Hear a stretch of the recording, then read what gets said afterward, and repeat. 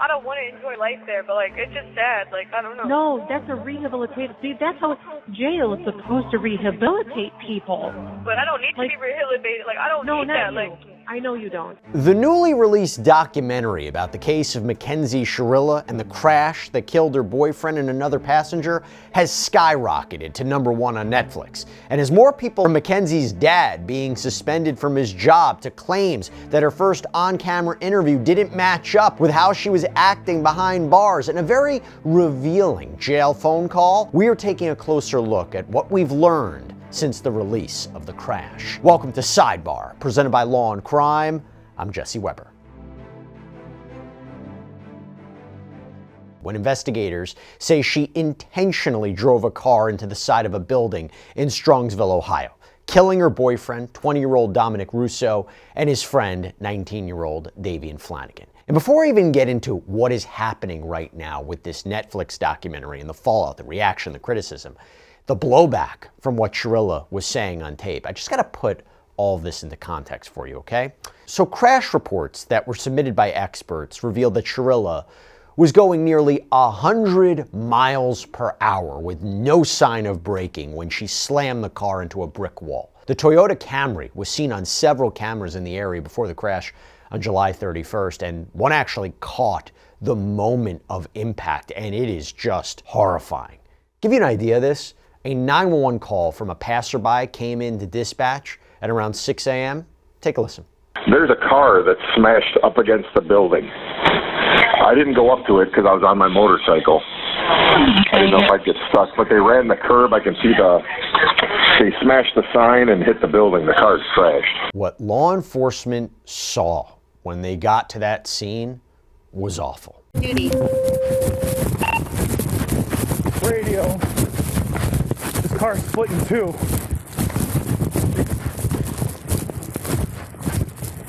Radio, there's an occupant inside. Send us a squad now. Dude on Westwood, on the drain on Alameda. This is rookie.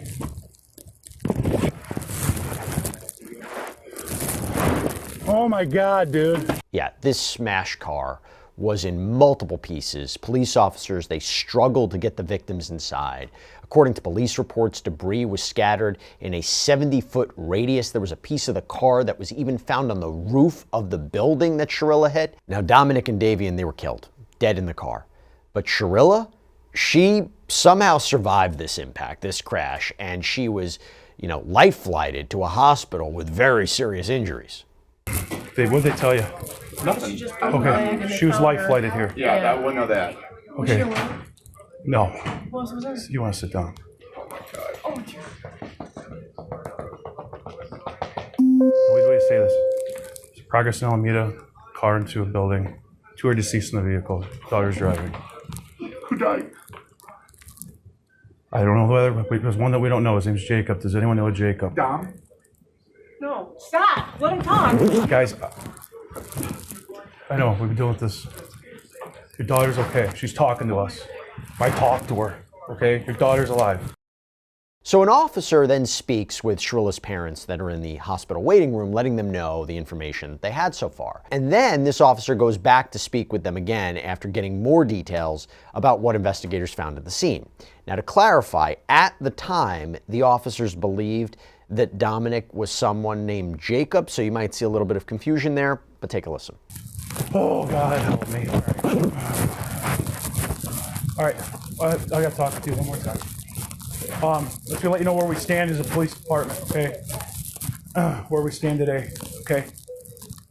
Full transparency here. There's drugs in the car. She had a bag of mushrooms on her and a scale. Full transparency, guys. I'm sorry, I'm ripping the Band-Aid off, okay? Drugs in the car. It's a mess, okay? We're not going to do anything with the blood draw or anything here, but it will probably be subpoenaed, just so you guys know. They're going to subpoena for a blood draw for the sample. Okay? Since she's unconscious, I really will, if you guys could talk, if she wakes up, we need the name of that passenger. Okay? Wait, you don't know what it We is? don't. All I know is his name is Jacob. That's it. Where were people in the car?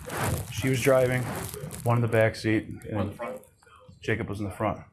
Davion in the back.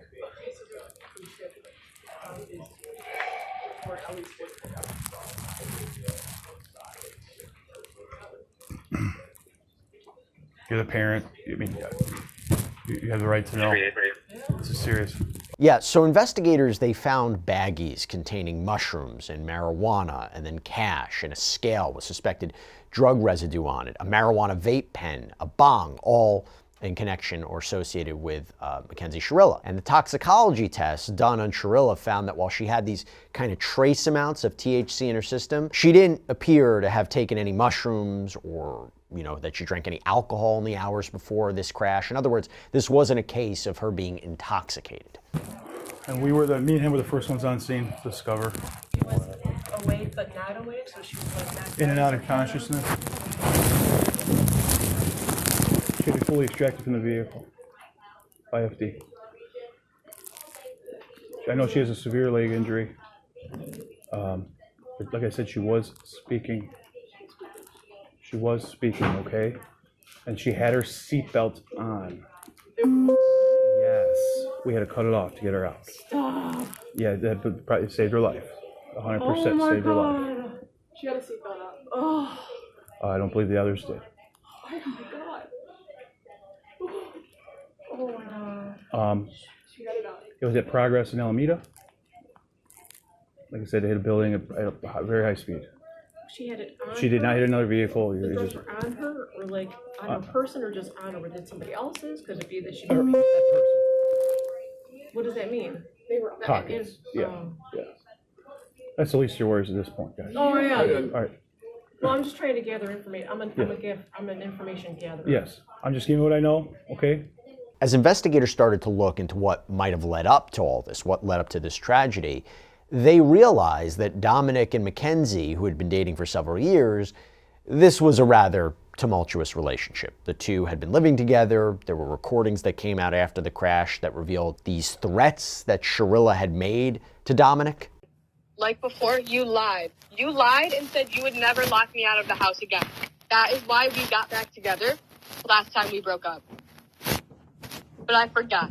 You can never keep your word because you were The crash, there were claims that were made in this documentary that Shirilla had previously threatened to crash a car that she was driving with Dominic inside. You add to the story, apparently Shirilla had these videos up on social media where the argument was she didn't appear that remorseful over what happened after the crash, apparently talking about a brand deal. She was also accused of dressing up like a corpse for Halloween with her friends. Now, her friends said it was just like to look like a rapper, but you can understand why that would look problematic given what just happened. And then there were these posts from her social media that seemed to show her driving recklessly, smoking what looked like marijuana while behind the wheel of the car. So yeah, problematic to say the least. And she also, by the way, even posted a video seemingly showing her at a concert in a wheelchair after the crash. Shirilla was arrested in November 2022. She was charged with a laundry list of crimes, and this included murder and aggravated vehicular homicide for allegedly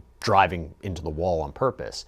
And interestingly, a key piece of evidence against Shirilla, which prosecutors talked about at trial, wasn't even featured before the crash. By the way, if you want any more information about the Mackenzie Shirilla case, if you go on the Law&Crime Plus app, you go to case files, we have everything that you would need to know about that case up there. So I encourage everybody to go check it out. Again, Law&Crime Plus. Now, to be clear, Shirilla and her family have always maintained her innocence, saying she had some sort of medical episode, a medical condition that could cause her to black out, specifically POTS. We know that this is a condition that can cause dizziness, fainting, and while that was her defense at trial, by the way, Shirilla didn't testify.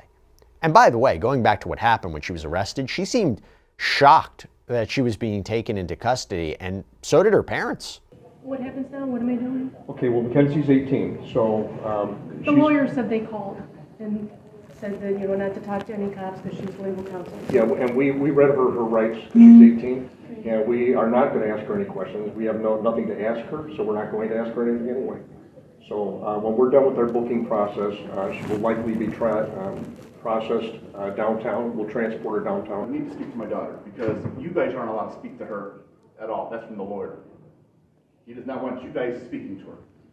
And I can get him on the phone, and he can tell you that over the phone if that works, or I can go in and tell her not to open her mouth. But how you guys did this on the weekend is just, all you have to do is go, hey, there's a warrant for, we would have brought her right down here with no problem, but you hit it. It's just unbelievable. I mean, she's 18. So the warrant was issued today, so we executed it today. The warrant wasn't issued earlier. Well, you could have made a phone call, couldn't you? You had your creeper out in front of my yard watching. So, she can't take any, she's an adult, she can't take any phone calls right now. She'll be transferred downtown. Okay. I don't know when. Service just called to advise. She'll be transferred downtown. Okay, well, I still need to speak to my daughter, so she understands what her, not to say anything to you guys. Okay, and I don't know about the phone, I would have to ask about that. Can you go find, it's mine, it's not hers, I do need it, I have other children. And that's how we communicate. Yeah, and that's how we communicate. Okay, so I do need my phone. Yeah, I mean, if he had to roll out the whole mask to pick up an 18-year-old girl who can hardly walk out of a hospital visit, it's just beyond me. So we follow the law, and that's what we're doing today. So her, the phone that was in her hand is the one that we took, but I'd have to check with the detective to find out what's going on with that. I don't know the answer to that. Can we find out? I do need it like right now. Okay, let me at least I have ask. another child. No, I get it, So we gotta let them. Can you, so yeah. Thank you. And am I gonna be allowed to have a 2-minute conversation with her? You cannot talk to her while she's here, no. Why doesn't she get a Well, phone she has call? legal If you arrest her, why don't representative. she get a phone call? She was just brought in. They're going to process her. As soon as they get the time for her to make a phone call, she will be able to make a phone call. You just need to advise her, she has a lawyer. She's a lawyer, she does have a lawyer. She is 18 years old and she could speak that. Yeah, but she's a dumb 18-year-old that just turned 18, Well, and you guys are, no, she's dumb. the folks, all the kids nowadays are dumb, and these guys are gonna take advantage of it. She's not allowed to speak to you guys. I'm telling you Listen, that her from attorney lawyer. can call us. I just need Don't ask her any questions, she's not allowed to speak to you. Now, something else that wasn't or didn't appear to be addressed in the documentary was Shirilla's apparent attempt to leave the hospital to go to Dominic's funeral. And according to investigative reports, officers at the hospital for another case, they were approached by a sergeant who told them about Shirilla's, I guess you would call it, attempted leave, attempted escape. It says, quote, Sergeant Doyle stated to us that Mackenzie Shirilla came to Metro Health as a juvenile, but while she was being treated in the hospital over the course of several days, she had a birthday and turned 18, thus making her an adult. One night before the night of Dominic Russo's funeral, she tried to escape and leave the hospital. He stated that the police were called to her room to intervene. While he was in the room, he stated he spoke to Mackenzie Shirilla's father, who called them. The sergeant stated that her father, Stephen Shirilla, stated to him that they cannot allow their daughter to leave the hospital. Sergeant Doyle stated to him that she is an adult and they cannot physically keep her there at the hospital if she wanted to leave because she was now an adult. Sergeant Doyle stated to us that Mr. Shirilla stated to him that they had to keep her in the hospital, quote, because she already tried to kill herself and she killed those two boys, and quote, they can't allow her to leave the hospital because she's suicidal. Now, that is really interesting because there had been speculation that Mackenzie Shirilla was trying to end her own life when she crashed the car but survived. But that information came to police kind of secondhand, so they interviewed Sergeant Doyle to set the record straight, and as it turns out, some of the details kind of got muddled during this, game of law enforcement telephone, so take a look. We're dispatched to Mackenzie Shirilla's room. Can you tell me about that day? So we were dispatched up to the room for a disturbance. Once we arrived up on the room, she was upset that with her dad. So I was in the room with her and her dad, and if I recall correctly, her mom was in the room too. He asked the dad to step out. He was hysterical, crying, just all upset about his daughter, and so then we're trying to calm him down, and he's like, you guys probably know who I am, and you probably saw it all on the news and stuff like that. So. And he's like, at one point in the conversation, he's like, I feel like my daughter needs a psych evaluation. And he's like, because she's not, thinking clearly, and blah, blah, blah, blah. I'll be honest, that was back in August, word for word what he said, I don't recall every word that he said. He was pretty hysterical, he was pretty upset. And we sat him at the waiting room down the hall, and that was she was upset with her dad because she wanted to leave to go to the funerals, and like he's like I guess they got in some kind of argument about it, and that was it. Yeah. Any insinuation or any statements that the dad made about his daughter being suicidal today or in the past? No, like he just the only thing that I can recall on is like he just made that comment. I feel like she needs a psych evaluation, because she's not thinking clearly. Okay. What that means, Okay. Yeah. So it's open for interpretation, basically. He did not kind of go on to explain. And I said, did you guys ever charge that, charge out that, female yet from that crash? And he said, and like the one guy's like, no, not yet. Like kind of like saying like, hey, it's coming soon.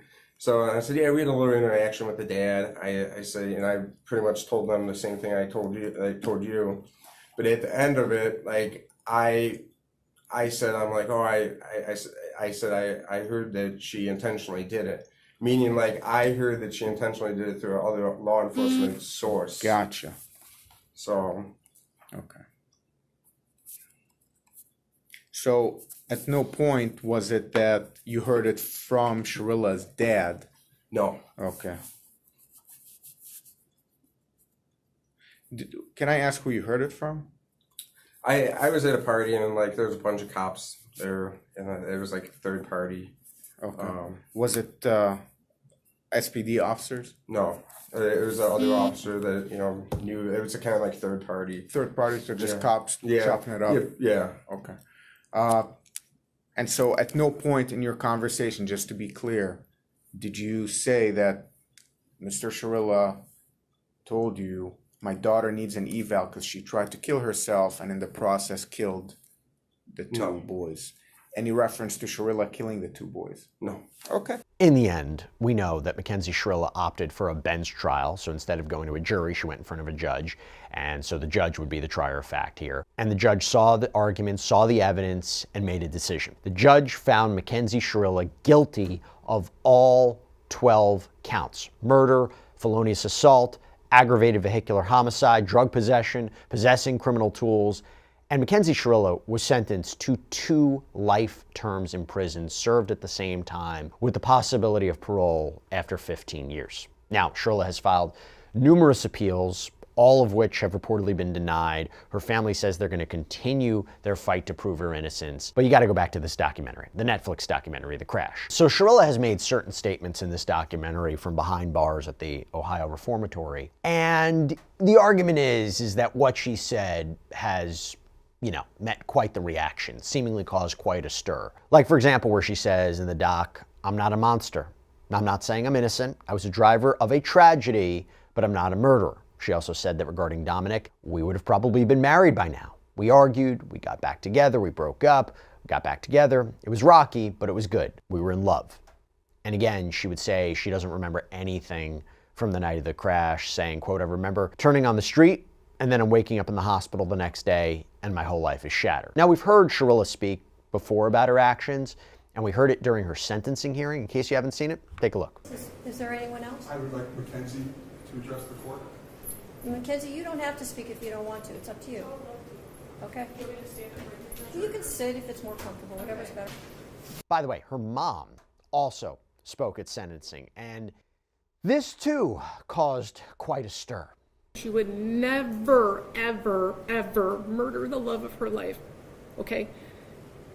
Halloween, for 3 months after the accident, she would only wear his clothes. She would only eat the snacks he ate.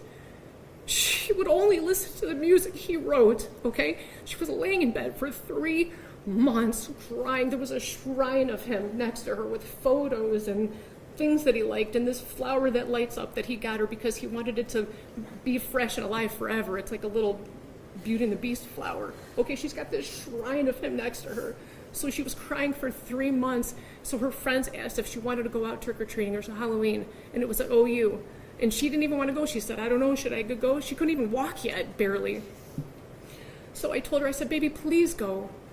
It's Halloween. You've been laying for 3 months crying, only listening to his music. Please go have just a moment of fun. A moment of fun.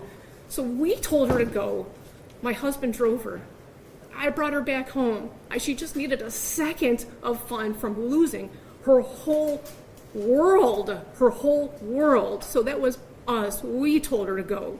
And that concert she went to with Dom's cousin, Abby, they picked her up. They brought her there. That was Mackenzie and Dom and Abby all decided to go to this concert together while they were in the hospital. That was for Dom. Everything she did after the accident was either in honor of him, to be close to him, or just to be by him any way that she can. She's like devastated and tragic. He was the air that she breathes, okay? And they went with his cousin. We spent all kinds of time with him after the accident. What was the other thing? I'm hearing an awful lot about your daughter. I'm not hearing... Not at all. They all loved each other. They all spent every day together. You know what I mean? I don't know too much for him. Isn't that part of the problem, Mrs. Shirilla? Sorry? Isn't that part of the problem, that they all trusted each other? Isn't that part of... It's not a problem at all. It was wonderful. It's a problem how they all ended up in the car together and two of them ended up dead. I understand. I understand what it looks like. I'm saying that it was a tragic accident. She would never. Well, we're going to have to disagree on that. I understand. Right. Yeah, so Shirilla's parents, Natalie and Steve, they were both part of this documentary too, and that decision and their comments have caused backlash. For example, Steve Shirilla worked as an art and digital media teacher at a school out in Cleveland. It's called Mary Queen of Peace School. This week, it was reported he was put on administrative leave. This is according to Cleveland 19 News. The school administrators reportedly sent this email to parents that said, quote, "Dear Mary Queen of Peace School parents, families, and guardians, we're investigating allegations made on social media that one of our teachers has demonstrated poor judgment. Upon learning of the allegation, the school acted immediately and placed the teacher on administrative leave. The investigation is ongoing. We want every parent and family to know that the safety, well-being, and trust of our students remain among our highest priorities. We take all student concerns seriously and are committed to responding promptly and responsibly whenever concerns are brought forward. While we are limited in what we can share during an active personnel investigation, please know that we are reviewing the matter and will provide additional communication as appropriate. We appreciate your continued support of the Mary Queen of Peace School community." Now, Steve spoke with TMZ Live after his suspension, and according to him, the diocese that oversees the school had been just inundated with complaints about his participation in this Netflix show, this Netflix documentary, and especially his comments about marijuana use by teens, because in the documentary, he said, quote, "I don't have a problem with her smoking dope. If you're going to smoke a drug, that's the one I believe you should take." But Steve told TMZ his words were twisted by the producers, and that the filmmakers had condensed hours and hours of footage and interviews down into just a few sound bites, that it was taken out of context. He claims he had no idea that his daughter had allegedly been using marijuana while driving, and have reportedly said if he had known, he would have had a huge problem with it. And then, to be clear, there's a lot of backlash after this documentary premiered that has been leveled at Mackenzie Shirilla's parents, because one commenter on Reddit wrote, "Her parents are villains also for not disciplining this petulant child. Her temper tantrums were allowed to flourish unchecked, and the result is an out-of-control adult who cannot manage her feelings. Those parents are still making excuses for their bad parenting and her murderous behavior."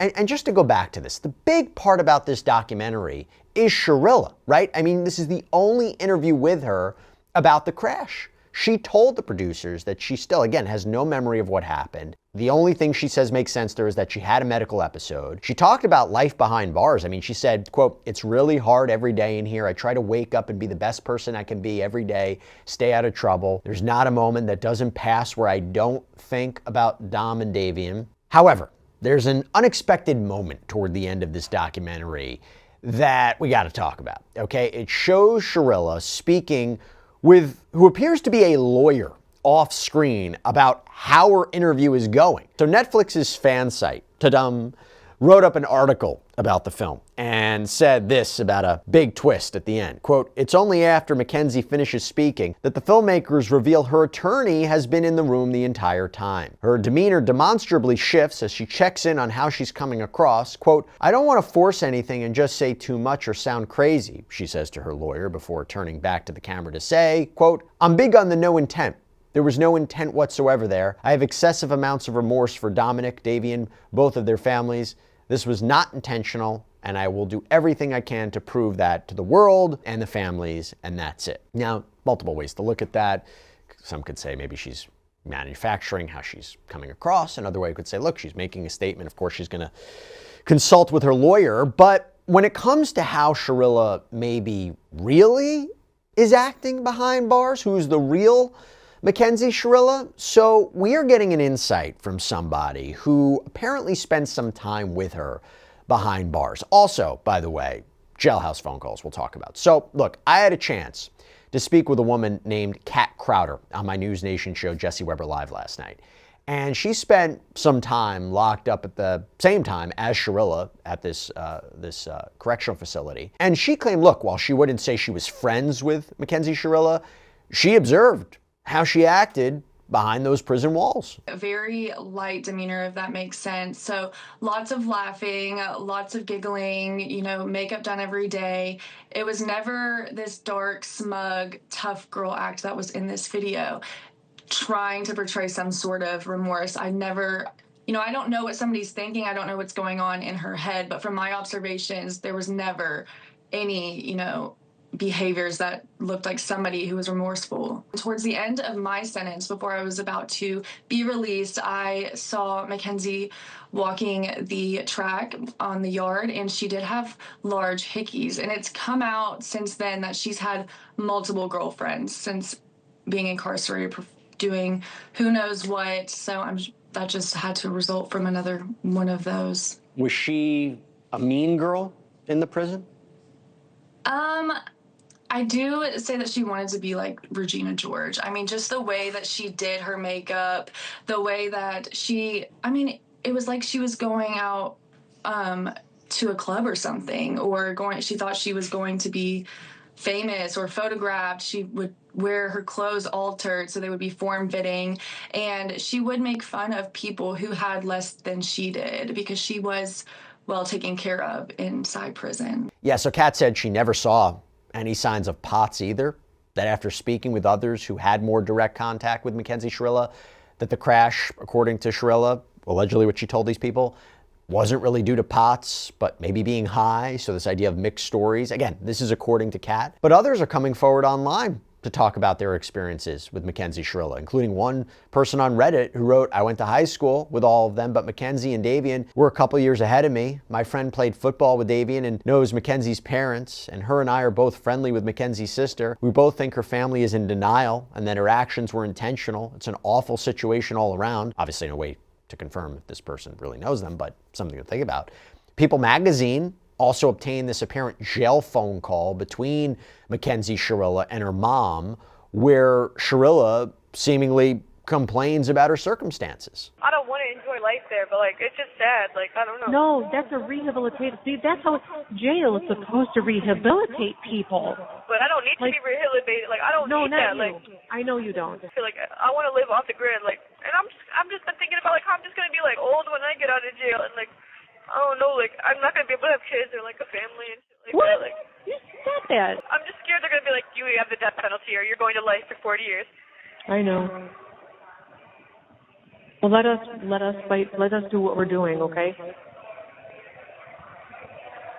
Just living right now. You know, one of the pieces of criticism of this documentary is that it doesn't appear to include an audio conversation between Mackenzie and her mom, where the argument is that they talk in like gibberish, allegedly coded language, according to people that police believe she said to her mom, can we tell the police I had a seizure? Can we tell the police something like that? There's also reports that Natalie Shirilla is posting on behalf of her daughter on her Instagram page. And the last post is from February, a selfie of Shirilla, and the caption says, from Mackenzie, thank you to those who see through the lies and to those who take time out of their day to form their own opinion as to the truth of what actually happened. I'm not perfect. I never will be, but I am not guilty of murder. Like any young couple, Dom and I had our disagreements and arguments. However, I always loved Dom and would never do anything to hurt him, Davion, or anyone else I care about. I will respectfully and peacefully continue to fight for my innocence through the proper legal channels. To all of those who speak out on my behalf to raise awareness of this wrongful conviction, words cannot describe my sincere appreciation for your support and for being my voice. Continue to scream, free Mackenzie Shirilla at the top of your lungs. If it can happen to her,